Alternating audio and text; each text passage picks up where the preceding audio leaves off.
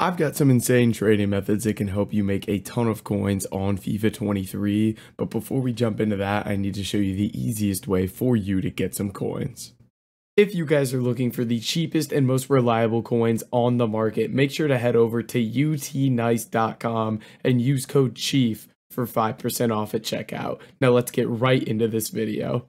Alright boys, so diving into this video, there are a ton of new trading methods that you can use to build your coins up right now, and they're going to be based off of these FIFA World Cup challenges that EA are releasing. It looks like they're going to be releasing these every other day, probably throughout the World Cup mode, and these are going to be challenges that are so high in demand, so the cards that people need to complete these are going to be going up in price like crazy. So for example, we're going to be looking at this FIFA World Cup warm-up challenge 2, and what this requires is basically that you have a bunch of guys from the same nation but from different leagues, because it requires that you have maximum 2 nations, but you can't have guys from the same league and you have to use gold cards. So there's a couple of different things that typically go up in price with these.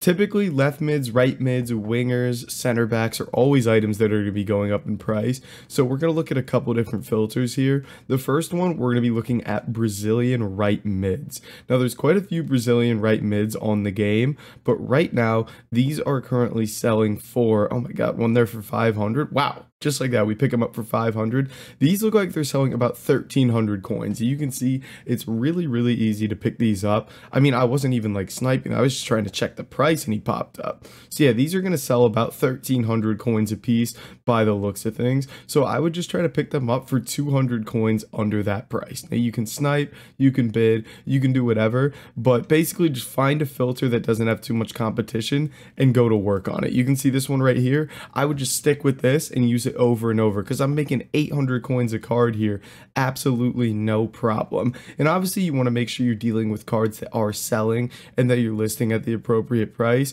but typically with the amount of people that are doing these SBCs, there's going to be plenty of people buying these cards. Now we can bounce around, oh, almost got him there. We can bounce around to some different nations and positions as well. You just kind of got to experiment with it.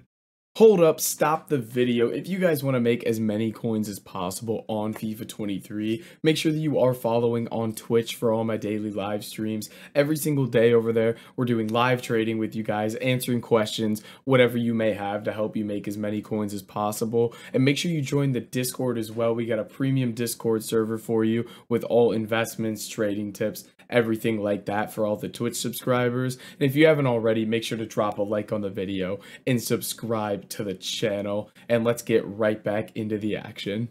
So Brazilian left mids here are about 950 coins. So maybe I try to pick these up for like 750 or less. And I always like to check like how many cards there actually are in the filter to think like, oh, okay, so there is going to be quite a bit of supply. You can see there's quite a few different gold Brazilian left mids. So this filter is going to be more than fine to deal with. So just go ahead, search for 200 coins under what we're going to sell them for, and go to work sniping these cards.